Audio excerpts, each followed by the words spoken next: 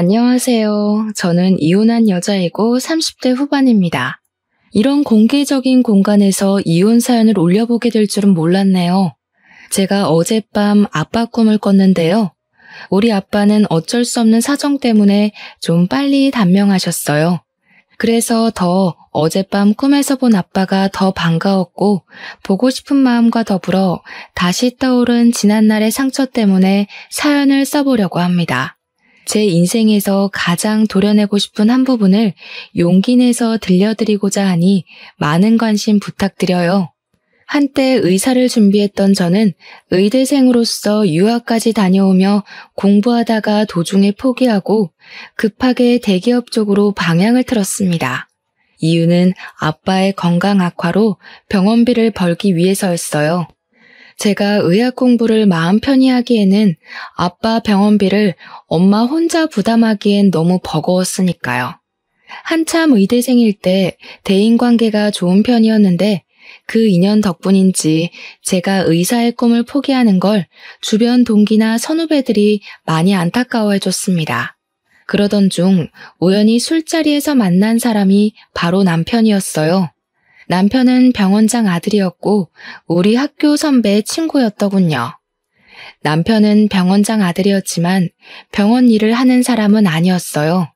저처럼 대기업에서 일하는 사람이었는데 그게 오히려 저와 대화의 물꼬를 트는 데에 한몫했던 것 같습니다. 아무튼 그 인연으로 저와 남편은 결혼까지 꼴이 나게 되었어요. 어떻게 보면 시집 잘 갔다고 생각할 수도 있을 거예요. 실제 제가 결혼할 때 사람들이 다 저보고 땡 잡았다고 했거든요. 사실 저도 초반에 그렇게 생각했고 우리 친정 부모님도 사위를 과분한 존재로 생각했었습니다. 일단 저와 친정 부모님의 마음을 뒤흔들었던 건 남편의 배경보다는 지극한 효심 때문이었어요. 남편은 어른에 대한 마음가짐이 참 기특한 사람이었습니다. 기본적으로 어른한테 예의가 바르면 됨됨이가 된 사람이라고 생각했거든요. 제가 그 사람의 인생 모든 걸 낱낱이 알아볼 수 없었기에 사람을 판단하는 데에 그것이 최선이라서 봤습니다. 결혼을 마음먹게 된 이유가 그게 제일이었어요. 남편의 효심은 우리 친정 부모한테까지 뻗쳤는데요. 아빠가 그때 간경화라서 몸이 급격히 안 좋았습니다. 남들은 아빠가 사위 데리고 술도 같이 한잔하면서 딸 부탁하고 술 친구도 하고 그러던데 아빠는 사위한테 그렇게 해줄 수 없어서 미안해했어요. 하지만 남편은 다른 방법으로 아빠와 말동무가 되어주었는데요. 남편이 시부한테 개인적으로 부탁해서 우리 아빠를 시부 병원으로 옮겼어요. 그리고는 시부가 병원장으로서 우리 아빠를 많이 신경 써줬고 남편은 퇴근하고 시간 내서라도 병원에 들러서 우리 아빠에게 얼굴을 비췄습니다. 시부 병원이 남편 집 가는 방향에 있어서 남편이 병원을 더 잘 들여다볼 수 있었죠. 처음엔 너무 관심을 과하게 줘서 괜히 남편한테 부담될까봐 그렇게까지 하지 않아도 된다고 그랬거든요. 그런데 남편이 그저 좋아해서 한다는 말 때문에 더는 말릴 수가 없었습니다. 저보다 더 많이 신경을 써주니 얼마나 든든하고 고마웠는지 모르죠. 당연히 결혼하기 전에는 이렇다 할 문제가 없었습니다. 시부모님 두 분 다 제가 의료계에서도 일했고 대기업에도 종사하고 있으니 자기네 집안과 찰떡궁합이라면서 좋아해줬어요. 그런데 대체 어찌 된 건지 결혼을 하고 나니까 도드라지게 제 심기를 건드는 사람이 있었는데요. 바로 시모였어요. 시부도 괜찮고 남편도 괜찮았는데 유독 시모만이 성질머리가 구시대적이었다는 겁니다. 이런 식으로 표현하는 게 맞을지 모르겠는데 제 기준에서 시모는 다소 조선시대 발상을 갖고 있었습니다. 아마 이렇게만 말해도 알아듣는 며느리분들 계실 겁니다. 앞뒤 꽉꽉 막혀서 그저 보복심리로 옛날 며느리상을 밀어붙이는 어른들을 말하는 거예요. 그게 저를 너무 괴롭게 만들었다는 거죠. 주로 어떤 식이었냐면요. 일단 저희 친정집 얘기부터 들어보시고 비교해보세요. 친정을 찾아가면 부모님은 우리 남편을 볼 때마다 늘 부둥부둥 해주고 잘 챙겨줍니다. 아빠가 병원에 입원해 있으니 저희는 주로 병원을 찾거나 아니면 엄마 혼자 있는 친정집을 방문했거든요. 병원으로 가든 집으로 가든 친정 부모님은 저랑 남편이 괜히 마음의 부담을 느껴서 힘들까봐 한 번도 자고 가란 말 한 적 없었고 더 있다 가라며 붙잡은 적도 없었습니다. 섭섭할 만큼 또 언제 올 거냐고 물은 적이 없었죠. 친정 부모님도 분명 우리랑 더 오랜 시간을 보내고 싶을 거예요. 부모들 마음이 다 비슷하지 않겠습니까? 그런데도 저희 부모님은 꼭 2-3시간 얼굴 보는 걸로 족하다며 빨리 헤어지려고 했고 그걸로 모자라 가끔씩 우리에게 와준 걸로 고맙다며 용돈도 주고 식사도 대접해 주었어요. 저랑 남편은 친정 부모님한테 가면 그저 품 안의 새끼들이나 다름없었죠. 그래서 제가 더 시댁을 조선시대 발상에 갇힌 곳처럼 갑갑하게 느꼈는지도 몰라요. 시댁은 친정과 완전히 반대되는 분위기였습니다. 간섭이랑 잔소리는 기본이었고 희한하게 며느리에게만 계급을 나눴습니다. 가장 하찮게요. 우선 시모가 남편과 저를 대놓고 차별했는데요. 남자와 여자가 할 일이 나눠져 있다고 생각하는 사람이었어요. 당연하겠죠. 시모가 그런 시집살이를 당했을 테니까요. 그리고 명절 때면 시댁에 내려가는 것까진 당연하게 받아들일 수 있었어요. 하지만 시댁에 가서 무조건 1박 2일 자야 하는 건 좀 힘들었습니다. 우리 집이 시댁과 그리 먼 곳도 아니었거든요. 근데 시모는 원래 시댁에서 자는 게 도리라고 고집을 엄청 부리세요. 그러면서 친정에 가는 건 그렇게 눈치를 주셨죠. 그래도 친정에 갈 수 있는 것만으로도 다행이었습니다. 결혼 후 첫 명절 땐 3박 4일 통째로 시댁에 잡혀서 일을 해야 했거든요. 그땐 친정에 아예 못 가서 친정 부모님한테 얼마나 죄송했는지 모릅니다. 친정 아빠가 몸이 성치 않아서 같이 있을 수 있는 한 무조건 가족끼리 시간을 많이 보내고 싶어서 더 속상했었어요. 그래도 남편이 제 사정을 알고 있었기 때문에 안 좋았을 제 마음을 이해해 줬습니다. 그래서 2번 다신 명절 통째로 날리는 일 없도록 남편과 잘 합의 봤어요. 첫 명절엔 시모가 갑자기 아픈 바람에 어쩔 수 없는 상황이라 저도 남편의 마음을 이해해 줬죠. 아마 그 뒤로 시모가 제게 친정 가는 걸 더 눈치 줬던 걸로 기억합니다. 그리고 시모는 손주 문제 가지고도 사람을 피곤하게 만들었어요. 어떤 날엔 아예 나를 잡아서 귀에서 피가 날 만큼 주야장천 얘기하시더라고요. 그때는 저랑 남편이 일하는 데만 치중하고 있었을 시기라서 아직 아이 생각이 없었거든요. 이러한 생각을 남편과 제가 각각 시모한테 전달했는데도 시모는 저희 입장을 들을 생각도 안 했습니다. 결혼 반개월 지나고부터 거의 매일 저녁 전화를 해서 아이 얘기를 하더라고요. 이러니까 젊은 사람들이 문제라는 거야. 요즘 같은 저출산 시대에 아이를 낳을 수 있는 몸이면 낳아야지. 낳고 싶어도 못 낳는 사람이 얼마나 많은지 알아? 너는 대체 왜 그 축복을 미룬다는 거냐? 나중에 나이 들어봐라. 낳고 싶어도 못 낳는 여자 된다고. 어머님, 그것도 준비가 됐을 때 만들어야 축복인 거죠. 저랑 남편이 누누이 말씀드렸잖아요. 벌써 아이 만들면 저 일 쉬어야 되는데 그럼 남편 혼자 나가는 돈들 감당해야 된다고요. 저희 아빠 병원비도 계속 나가고 있고요. 이런 상황에서 아이까지 낳으라니요. 얼마나 빠듯하겠어요. 너는 어떻게 그냥 좀 한 번에 알겠다고 하는 법이 없니? 다 시끄럽고 우리도 손주는 봐야 할 것 아니냐. 솔직히 올해는 안 넘겼으면 싶구나. 나도 손주 한 번씩 봐주고 하려면 하루라도 기운 있을 때 해줄 수 있다고. 제가 시모한테 내 자식 봐달라고 한 것도 아니었고 제가 따로 육아를 부탁할 것도 아니었는데 시모는 자기 멋대로 거들먹거리며 제게 현명한 판단을 하라 지적했습니다. 마치 아이를 늦게 낳으면 제 손해라는 걸 강요하고 싶은 듯 보였죠. 저는 책임감 없이 아이 낳고 불행한 삶을 사는 것보단 기본적인 기반은 쌓고 전진하고 싶었어요. 안 그래도 아빠 건강이 갈수록 안 좋아지던 때라서 예민했거든요.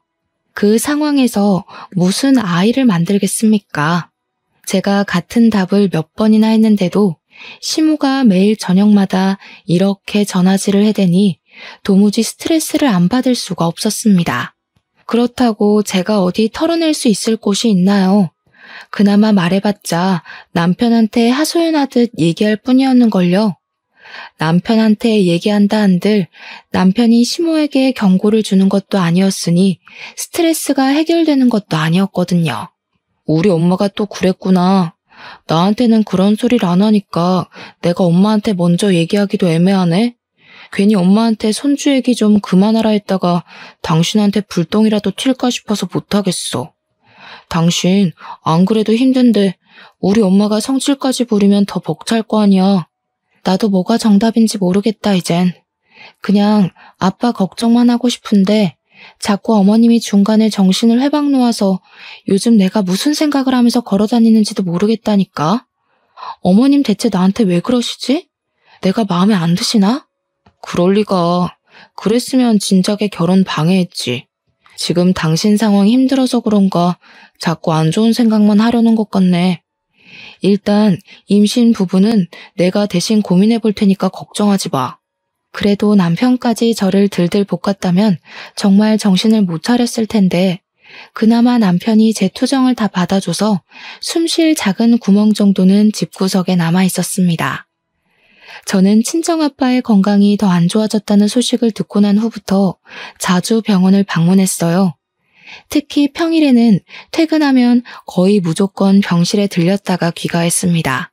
이건 남편도 결혼하기 전부터 결혼 후까지 함께 해주는 부분이었고 제가 이렇게 하는 것에 대해서 다 이해를 해주었습니다. 근데 어느 날엔 남편이 시모한테 연락이 왔는지 볼일 있다고 병실에 못 들린 적이 있었습니다. 저 혼자서 친정 부모님 만나 뵈러 또 아빠 병실을 찾았죠. 그런데 하필 그 타이밍에 시모가 우리 신혼집을 찾아왔나 봅니다. 남편이 시댁을 방문하는 건 줄 알았는데 시모가 저희 집으로 오는 거였더라고요. 남편은 제 생각해서 제가 친정아빠한테 가 있도록 일부러 말을 안 한 것 같았거든요. 그래서 저는 전화 받기 전까지만 해도 시모가 저희 집에 있는 줄 모르고 있었습니다. 나다. 너 지금 어디니? 시간이 한참 늦었는데 집에 안 들어와서 전화해본다. 우리 아들은 벌써 들어와서 씻고 있거든? 언제 들어올 거니? 아, 어머님, 지금 저희 집에 계세요? 연락도 없이 오셨네요. 남편한테 들은 얘기가 없어서 어머님 계신 줄 몰랐어요. 저 지금 아빠 병실에 와 있어요. 아무래도 당장 집에 못 갈 것 같아요.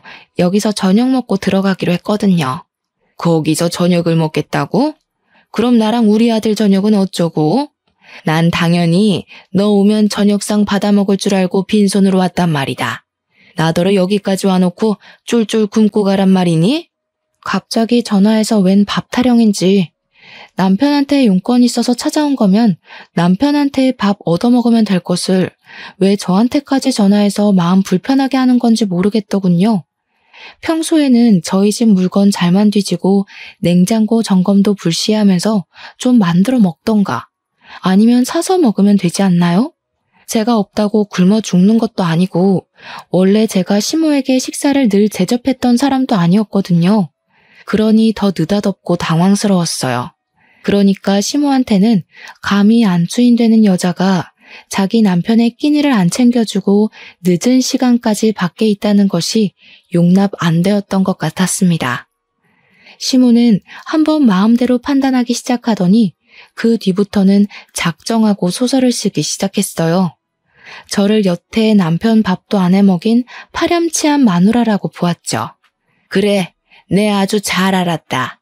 친정만 들여다보느라 네 신랑 쫄쫄 굶는 건 신경도 안 썼나 보구나.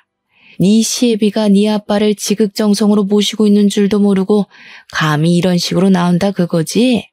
어디 지금처럼 계속 친정만 챙기면서 살아봐라.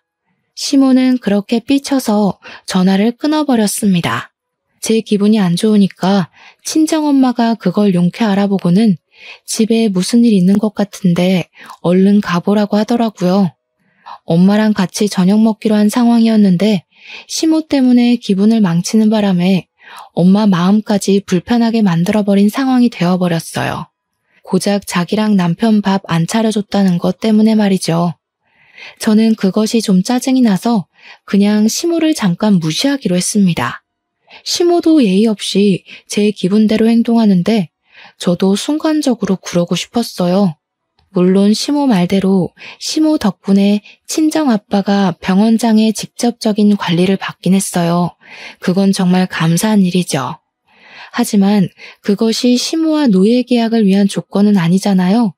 저는 저희 친정아빠를 위해 시댁에서 주신 은혜에 대해 반드시 보답할 거였습니다.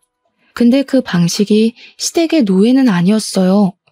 그래서 그냥 엄마한테 신경 안 써도 된다 하고 약속대로 저녁을 먹으러 갔죠. 일부러 친정 부모님과 더 긴 시간을 보낸 후에 귀가를 하였습니다. 솔직히 시모가 집으로 돌아갔길 바라는 마음에서 늦게 귀가했어요. 그런데 아쉽게도 귀가하니까 시모가 자고 간다면서 안 자고 집에 있더라고요. 뛰는 제 위에 나는 시모가 있었나 봅니다. 아무튼 시모가 어둑한 거실을 누비면서 제가 오기만을 두 눈 뜨고 기다리고 있었던 것 같았어요.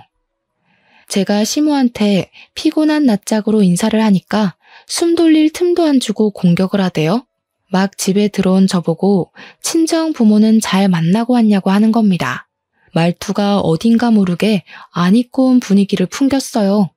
그 느낌을 보니까 또 무슨 말로 사람 심기 건드릴까 싶더라고요.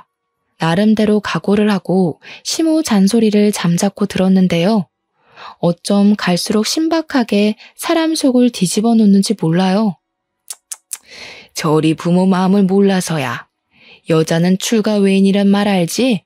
너네 부모 쪽에서도 딸이 결혼해서 잘 사는 걸 원하지 자꾸 찾아오는 거 안 좋아해. 네가 영 눈치 없는 것 같아서 말해주는 거다. 듣자마자 이건 또 무슨 해괴한 세뇌인가 싶더라니까요.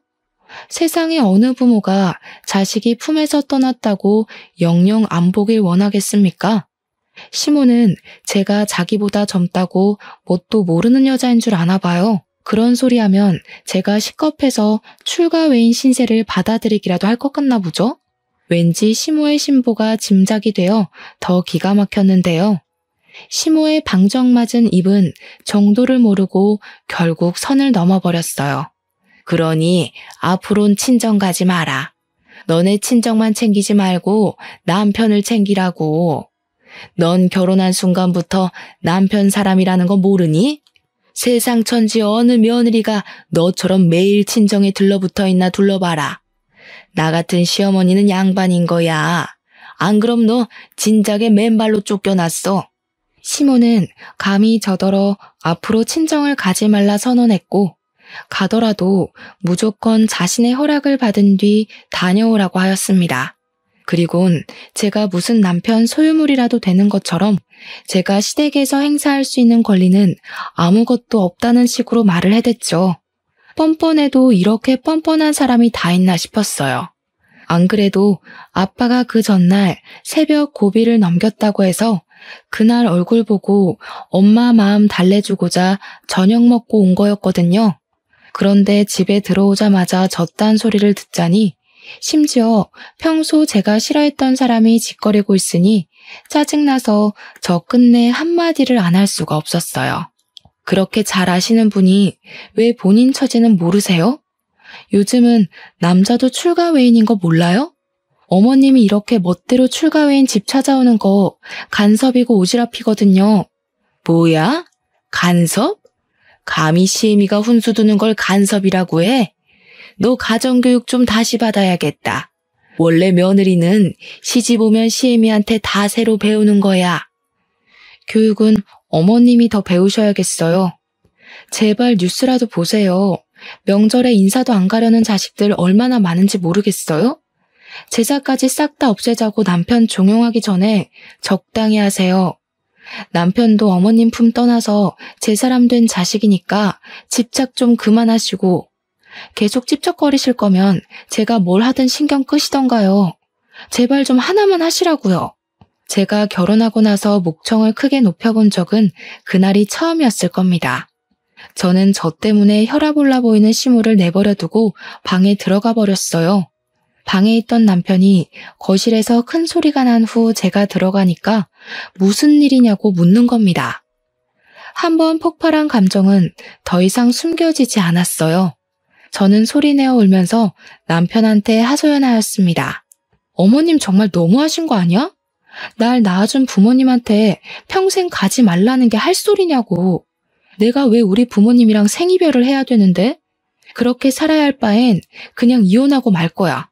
제 말에 당황한 남편 또한 21세기에 친부모와 생이별 시키는 건 좀 아니라고 생각했는지 한참 저를 달래다가 밖으로 나갔어요. 시모랑 대화를 하는 듯 했습니다. 시모가 본인 성질을 감당 못하는 건지 중간중간 큰 목소리가 나기도 했어요. 그래도 남편이 저와 못 만나게 하는 덕에 시모가 안방으로 쳐들어오는 일은 없었습니다. 시모는 그날 우리 집에서 자지 못하고 결국 남편이 댁으로 바래다 줬어요. 새벽에 괜히 남편만 고생을 했죠. 그 뒤로 시모가 저희 집에 왕래 없었던 건 아닙니다. 다만 약간의 변화는 있었어요.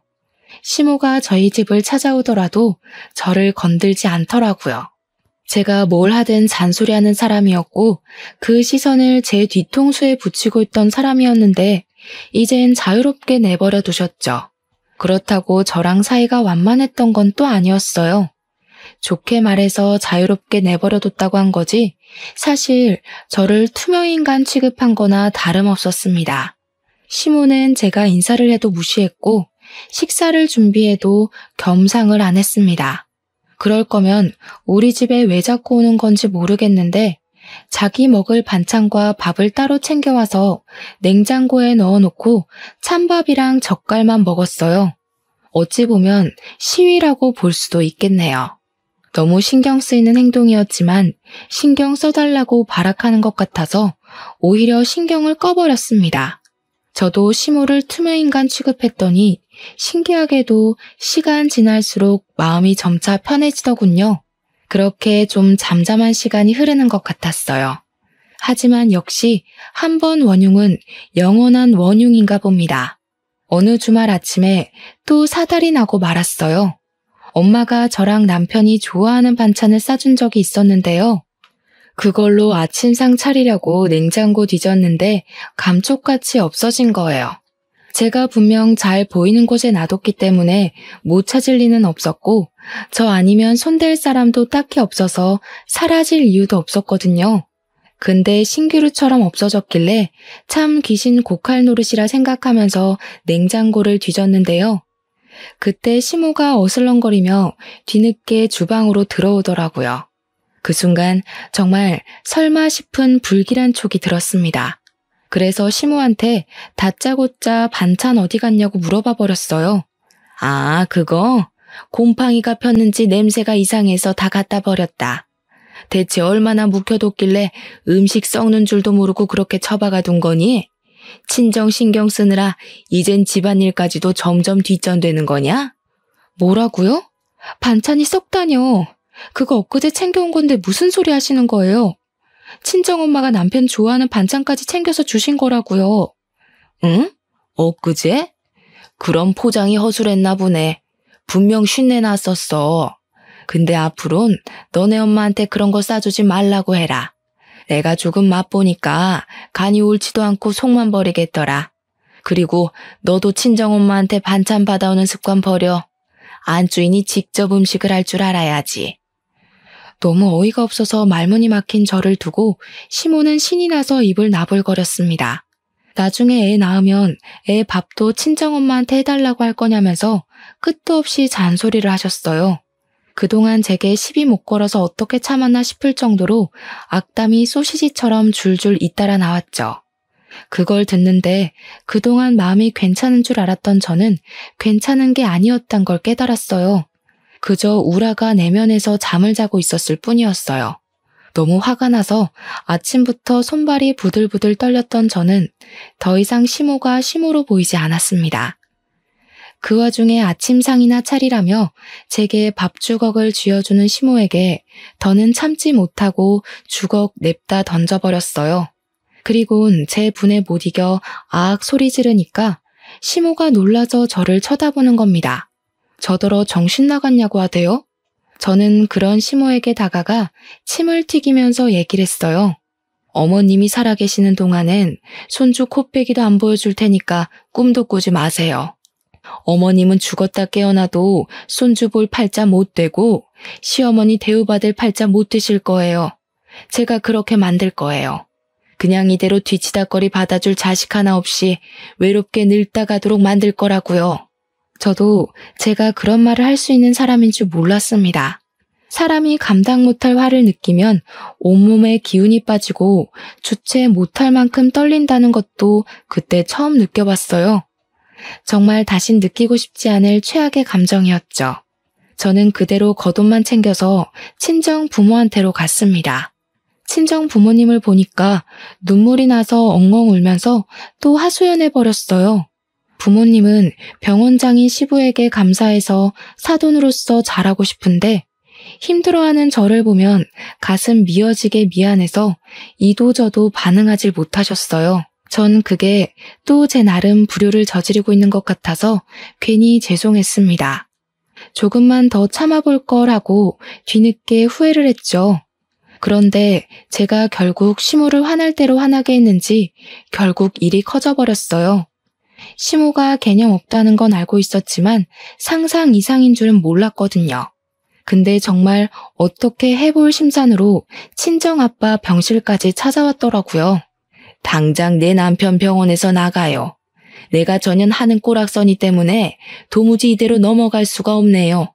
감히 시애미한테 저주를 퍼부었으면 그만한 대가 받을 각오는 했겠지. 시모는 저의 건방이 하늘을 찔러서 더 이상 봐줄 수가 없다며 막무가내로 저희를 쫓아내려 했습니다. 마침 남편이 따라온 터라 남편이 시모의 몸부림을 막고 있었어요. 저 또한 나가서 얘기하자고 시모를 밖으로 내몰았고 결국 이 소란이 병원장한테 올라가 시부까지 등장하는 사태가 발생했어요. 시부가 등장하자 시모는 저랑 남편을 뿌리치고 지원군을 얻었다는 듯 바로 시부의 팔짱을 꼈습니다. 저희 친정 부모님에게 사태질을 하면서 목청을 높였어요. 저 사람들 당장 내쫓아요. 우리가 가족이란 이유만으로 잘해주니까 이 사람들이 주제도 모르고 기어오르더라고요. 아무래도 우리로 호구로 본 것 같으니까 우리한테 까불면 어떻게 되는지 똑똑히 보여주자고요. 조용히 안 해? 지금 여기가 어딘지 몰라서 소란이야? 이 병원에서 당신 얼굴 모르는 직원들이 없는데 쪽팔리게 이럴 거야. 다 큰 어른이 돼서 말이야. 어디서 애들이나 하는 짓을 하고 있어? 여보, 내가 방금 집에서 무슨 일을 겪었는지 알아요? 당신 며느리 되는 년이 나보고 평생 외롭게 늙어 죽을 팔자로 만들 거라고 악을 썼다니까요? 시부는 시모의 가벼운 입을 틀어막으면서 일단 병원장실로 가자고 주위 시선들을 피했습니다. 시모는 당장 자기 편을 들어줄 거라 생각했던 시부가 되레 자기한테 소리치니 좀 당황한 것 같았어요. 그렇게 다 같이 시부 원장실로 간 저희는 그곳에서 시부에게 다시 상황을 설명해야 했습니다. 거기서 당연하게 시모가 먼저 발언권을 낚아챘죠. 시부한테 또 한 번 우리 아빠를 당장 쫓아내라고 소리쳤습니다. 시부는 정신없는 시모 얘기보다 제 이야기를 듣고 싶어 했어요. 저는 시모가 친정엄마 반찬을 허락 없이 버린 것부터 제가 겪은 일들을 전부 얘기했죠. 상황을 모두 들은 시부는 더욱더 시모를 다그쳤습니다. 다짜고짜 우리 아빠를 내치라는 시모의 발언에 그게 지금 말이 되냐고 철없는 소리 하지 말라는 식으로 시모에게 으름장을 놓으셨어요. 시모는 자기 입맛대로 상황이 안 돌아가자 또 자기 성질을 견딜 수 없었나 봐요. 도무지 저의 버르장머리를 견딜 수가 없다면서 갑자기 저한테 달려와 머리채를 잡아 뜯기 시작했습니다. 내가 병원장 사모고 내 아들이 병원 건물 물려받을 사람이야. 감히 니까짓 게 우리 집안이랑 어울린다고 생각해? 너한테는 내 재산 한 푼도 못 줘. 누가 재산을 달라 했나요? 대체 왜 자꾸 자기 망상에 빠져서 저를 괴롭히는지 모르겠더군요. 남편이랑 시부도 시모가 이렇게까지 누굴 미워하는 건 처음 봤는지 말리면서도 많이 당황스러워했습니다. 저는 결국 그 자리에서 엉망진창인 꼴로 오열을 하였어요. 제 처지가 서럽더라고요. 제가 뭘 바라고 가지려다 무너져서 이 꼴이 됐다면 어느 정도 제 처지를 받아들였을 거예요. 그런데 저 아무리 생각해도 대체 제가 뭘 잘못했는지 모르겠거든요. 억울해서 눈물이 너무 나더라고요. 이런 감정으론 도무지 친정 부모님한테 갈 수가 없어서 끝내 인사도 못하고 남편과 함께 집으로 돌아왔습니다. 시모는 시부한테 잡혀서 우리를 따라오지 못했어요. 집에 온 저희의 기분은 그야말로 먹구름 그 자체였습니다. 남편도 그동안 저랑 시모 사이에서 많이 힘들어했더라고요. 그건 미안했어요. 근데 그 때문에 남편이 제게 하는 말은 좀 서운했습니다. 도대체 왜 나한테 그러냐? 둘 다 왜 그래? 그냥 좀 서로 양보하고 지낼 순 없는 거야? 사람 대 사람이잖아.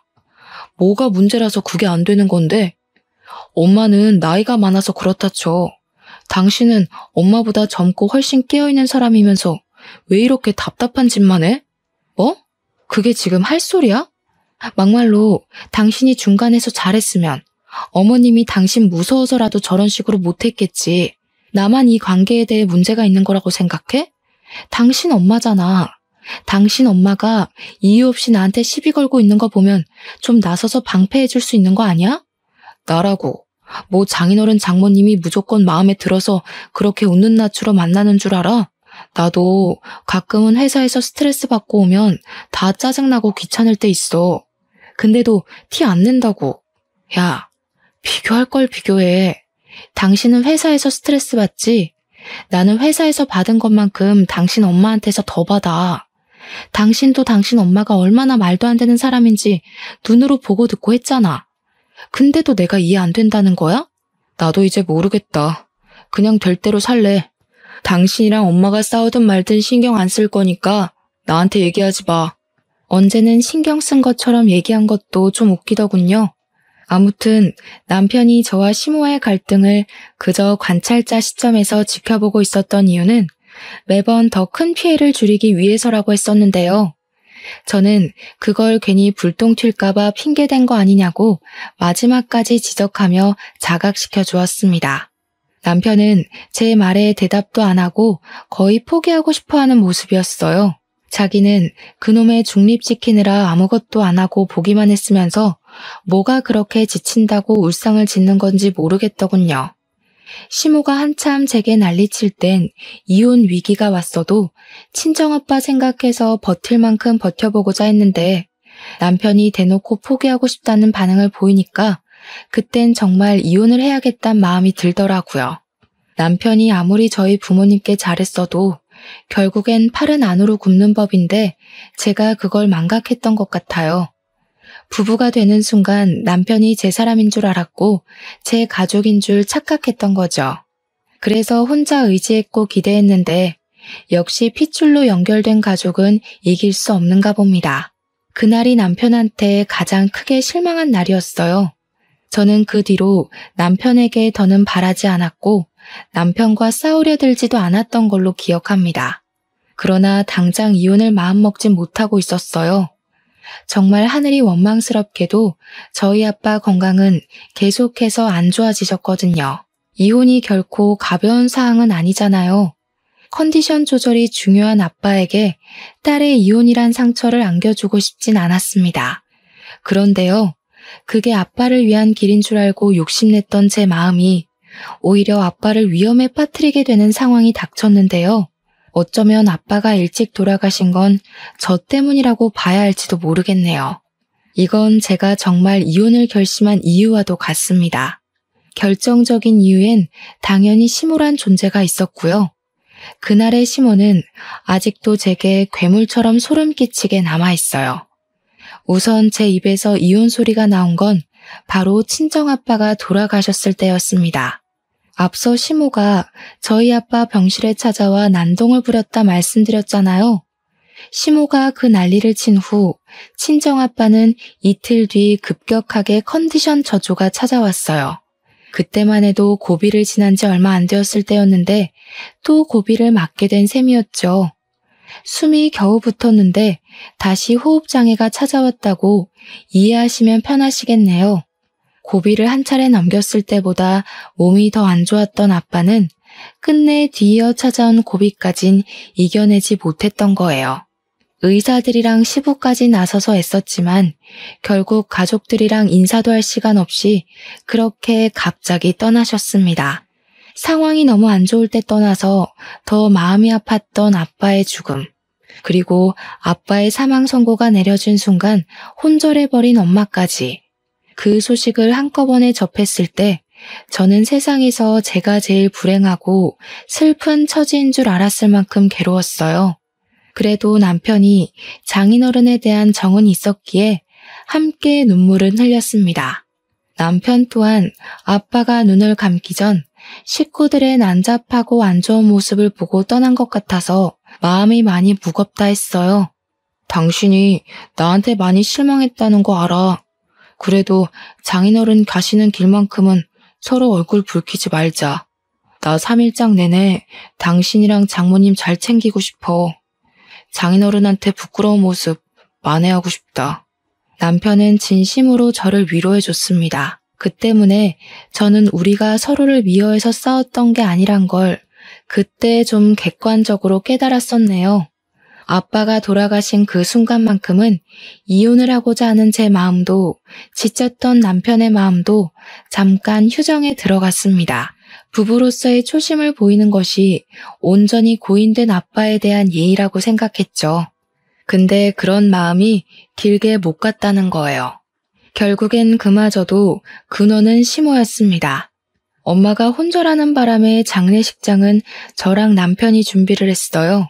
시부 병원과 연계된 곳이라서 시부 덕분에 비용적으로 도움을 많이 받았습니다. 친정엄마는 시부가 간호사들한테 부탁해 신경 쓸 테니 저더러 장례식에만 집중하라 하더군요. 감사했죠. 그런데 몇 시간 지나지 않았을 때였어요. 시부한테 전화가 오더라고요. 정말 미안한데 아무래도 네가 좀 와봐야겠다. 안사돈 진정시켜줄 사람이 너밖에 없을 것 같아서. 엄마가 깨어났다는 사실에 저는 더 묻지 않고 전화를 끊었습니다. 남편에게 장례식을 부탁한 뒤에 병원으로 달려갔어요. 엄마가 시부랑 간호사들 사이에서 바닥을 구르면서 울부짖고 있더라고요. 가까이 가서 보니까 엄마는 시부를 붙잡고 원망을 하고 있었습니다. 그 살인자 당장 데려오라고. 나 가만 안 둘 거야. 내가 똑같이 단명시켜버릴 거라고. 엄마는 거의 정신을 놓은 사람과도 같았습니다. 자꾸 알아들을 수 없는 얘기를 하는데 제가 알고 있는 평소 엄마의 모습과는 너무 다른 사람 같아서 무섭기도 했어요. 저는 시부에게 되레 물었습니다. 우리 엄마 도대체 왜 이러는 거냐고 말이죠. 근데 시부 반응이 의미심장했어요. 뭔가 엄마가 이렇게 정신이 나가 있는 이유에 대해서 알고 있는 듯한 표정이었습니다. 저는 그제야 시부를 더 재촉했어요. 그랬더니 시부가 간호사들을 다 물려놓고 제게 얘기를 했어요. 또 그날이 문제였답니다. 시모가 우리 아빠 병실 쳐들어왔던 그날이요. 그날 저랑 남편이 먼저 귀가하고 나서 저는 시부가 시모를 집에 보낸 줄 알았거든요. 그런데 시모가 우리들 몰래 한 번 아빠 병실로 들이닥쳤다네요. 그럴 줄 몰랐고 갑작스러웠던 상황이라서 시모를 막아주는 사람은 아무도 없었답니다. 시모가 분에 못 이겨 멧돼지처럼 돌진했는데 속도 조절을 못하고 그만 아빠 위로 엎어진 거예요. 그걸 엄마가 뒤늦게 잡아당기면서 비명을 지르자 직원들이 병실로 들어왔고 다 같이 시모를 겨우 끌어내서 시모를 내쫓았다고 해요. 그때 우리 아빠가 잠깐 쇼크가 왔다고 합니다. 그 바람에 큰일 날 뻔도 했대요.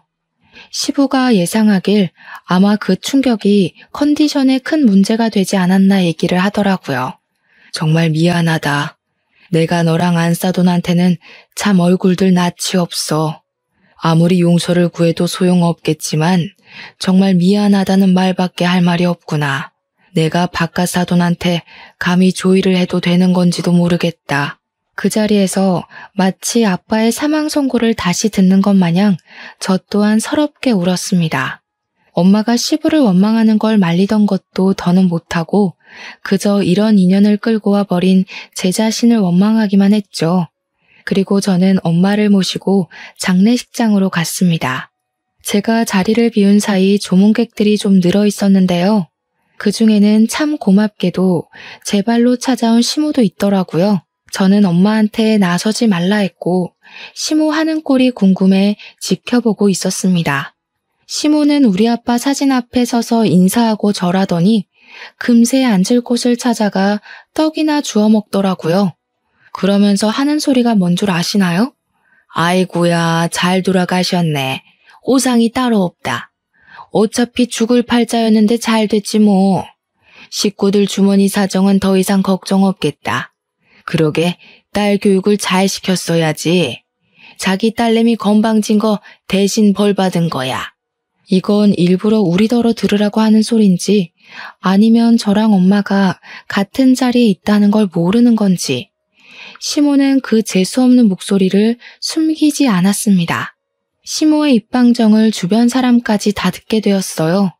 근데 주변 식구들은 시모 성질이 개똥 같다는 걸 아나 봐요. 굳이 말 섞으려 하지 않더라고요. 그건 당사자가 아니니까 참아줄 수 있겠죠. 저는 시모의 더러운 주둥이가 욕하고 있는 주인공이잖아요.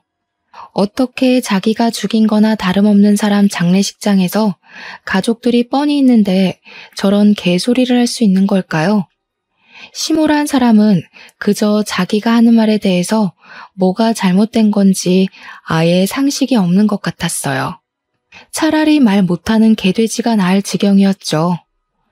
시모가 자기 앞날도 모르고 떡을 껌처럼 질겅질겅 씹고 있길래 오랜만에 오만정 다 떨어지더군요. 머리 끝까지 화가 났던 저는 이제 그만 시모와의 인연을 정리하려고 움직였습니다. 눈앞에 보이는 접시에 담긴 김치를 들었어요. 그리곤 시모 얼굴에 패대기 쳤고 놀라서 숨 돌리고 있는 시모를 두곤 처먹고 있는 그 떡도 시모 얼굴에 패대기 쳤습니다. 나 지금 그쪽 만난 거 진짜 하늘이 원망스러울 정도거든요. 근데 이제 나만 그런 거 아닐 거라서 이해해 보려고요. 그쪽도 앞으로 나 만난 거 하늘까지 원망하게 될 거예요. 내가 당신 인생 완전 똥통으로 만들어버린댔잖아요. 이 정신 나간 년이 아직도 정신 못 차렸네. 네 아빠 뒤진 걸로도 말을 안 듣겠다? 새파랗게 어린 네가 나를 이길 수 있을 거라고 생각해? 나 병원장 3호야.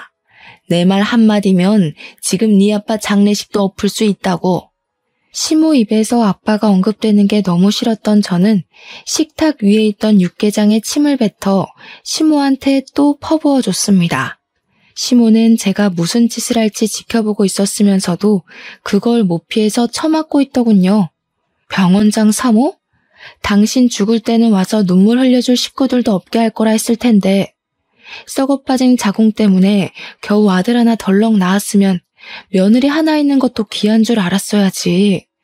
자기 노후 시궁창 만들고 싶어서 작정을 하셨네. 이 살인자녀나 어디 원하던 대로 혼자 한번 잘 살아봐봐. 저는 남편한테 가서 내 손으로 시모를 내쫓으면 머리채를 잡을 것 같으니 직접 데리고 나가라고 했습니다. 남편은 제가 시모에게 퍼붓는 동안 지켜보기만 할 뿐 아무것도 못했어요. 시부가 같이 있었는데 시부한테 시모의 행실을 다 들은 것 같더라고요. 저는 제 말대로 시모를 데리고 장례식장을 나가는 남편에게 마지막 인사를 남겼어요. 장례식 끝나는 대로 이혼하자고 말이죠. 남편은 대답 못하고 그냥 가버렸어요. 그렇게 짧고도 버거웠던 3일이 지나고 아빠를 보내드렸습니다. 이후 저는 망설임 없이 남편에게 이혼 소송을 걸었고 시모랑 남편을 대상으로 정신적 손해배상을 청구했어요. 그리고 시부가 손수 건네준 병원 임직원들 증언과 CCTV 영상을 확보로 시모의 행포를 법정에 고발할 수 있었습니다. 시모는 상해치사죄로 인정되어 무려 4년형의 징역을 살게 되었죠. 그 시기에 시부가 시모로부터 이혼 소송을 제기했다고 들었습니다. 저는 시모가 구속되기 전 몸도 마음도 빈털터리가 된 그 꼴을 직접 지켜보고자 법정에 나가 있었어요. 시모는 뒤늦게 제 다리를 붙잡으며 용서를 빌더군요. 살려달라고 구질구질하게 매달리는데 고작 이 천박한 아줌마 때문에 우리 아빠가 일찍 돌아가신 것 같아서 또 화가 나더라고요. 이제 진짜 외롭게 늙어 죽을 일만 남았겠네요. 그게 싫으면 깜빵 친구들이나 사귀어 보시던가요. 혹시 알아요? 지옥 가는 길만큼은 친구들이랑 동행할 수 있을지. 시모에게 붙잡힌 발목을 털어내고 그대로 돌아섰습니다. 역시 시모는 기대를 저버리지 않고 저한테 쌍욕을 퍼부어 주더군요. 참, 그리고 전 남편은 이혼 소송이 마무리되기 전 제게 진심으로 사과하고 싶다고 자리를 마련했었어요. 전 남편이 어른한테 예의가 발라서 좋아했었는데 그 마음이 아내와 엄마 사이에서 중간 역할을 못하는 걸로 연결될 줄은 또 몰랐네요. 어떻게 보면 전 남편과는 참 휴전 같은 만남이었을지도 모르겠어요. 언제 터질지 모를 전쟁 때문에 서로 긴장을 하고 살아야 하는 관계는 결국 이런 결론으로 도달하기 마련인 것 같습니다. 전 남편은 제게 미안하다고도 했고 여전히 좋아한다고도 했어요. 그런데 저를 붙잡지는 않았습니다. 이유는 자기 엄마 때문이었어요. 시부는 피 안 섞인 시모를 버릴 수 있지만 자기는 차마 그게 어려울 것 같다네요. 전 남편은 그런 선택을 할 만도 한 것이 시모가 전 남편에겐 잘했을 거잖아요. 아무튼 그게 저랑 전 남편과의 마지막 인사가 되었어요. 그 뒤로는 제가 결혼을 했었나 믿기지 않을 만큼 흔적도 없이 솔로 생활을 만끽 중입니다. 아빠를 여의고 혼자가 된 엄마랑 당분간 여유를 갖고 좀 쉴까 해요. 저도 엄마도 속을 많이 다쳐서 힐링이 필요하거든요. 행운이 오길 욕심내진 않아요. 다만 앞으로 남은 우리 가족에게 더 이상의 불행은 없길 바라네요. 그럼 이만 글을 마칠게요. 들어주셔서 감사합니다.